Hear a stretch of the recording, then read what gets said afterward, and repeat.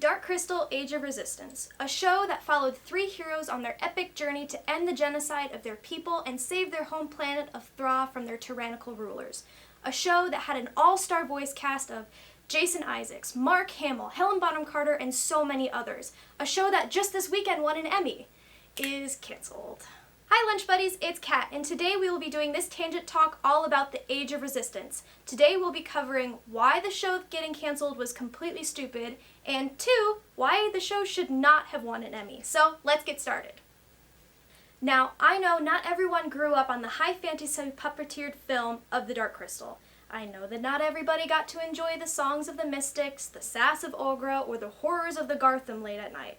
I also know not every single person's dad did every single night. And I get it. Some people can't see past the fact that this epic storyline is being told by puppets. However, when I saw that Netflix was taking this 80s classic and turning it into its own series, I was beyond excited. I binged the entire thing the first weekend of September, and through all of its twists and turns, I could not look away. Probably one of my favorite things about the whole series was being able to see the elements from this 40-year-old movie reincorporated back into the series. From the disintegration of the Emperor's health, to the creation of the Gartham, to even the losing the eyeball of the scientist, and Aughra's new outfit after she's reborn, I was genuinely excited to see how they were taking these elements and creating a more cohesive Thra. But apparently Netflix executives consider the show to be an expensive disappointment, and were disheartened to see how long it took to film the 10-episode-long series. One of the executive producers for the show stated, "This is a dynastic labor of artisanal love.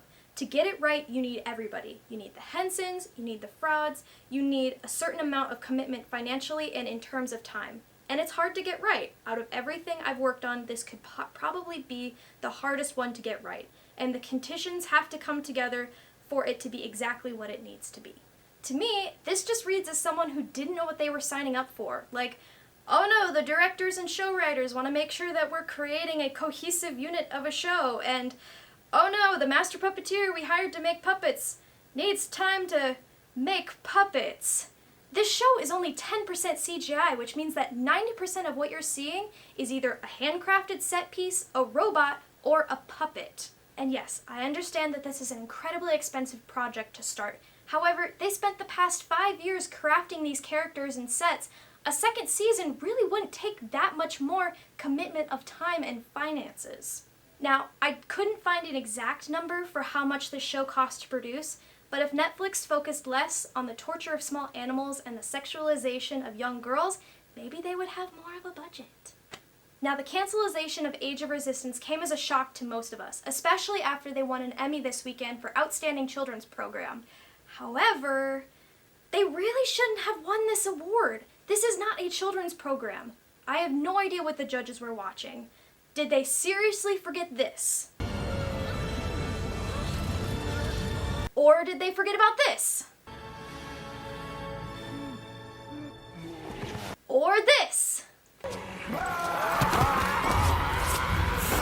Or this?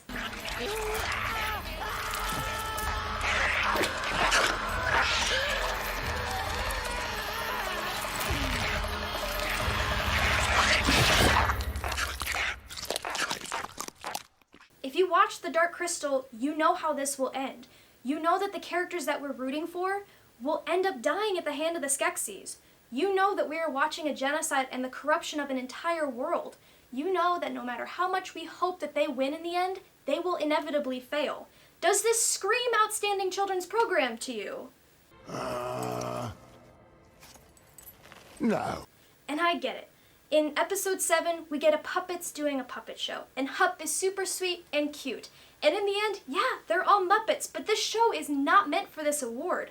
Other winners and nominations for this award include Mr. Rogers' Neighborhood, A Charlie Brown Christmas, Sesame Street, SpongeBob SquarePants, Lizzie McGuire, pretty much all the High School Musicals, Hannah Montana, Wizards of Waverly Place, and Star Wars Resistance.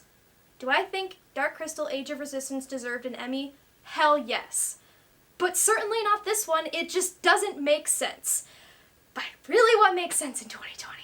Anyway guys, thank you so much for joining me today. If you enjoyed today's video, please make sure to hit all those buttons that everyone else bugs you about. I would love for you to join the lunch table. And make sure to comment below your thoughts on Age of Resistance, its past, and its potential future. I'm Kat, and I'll see you next time!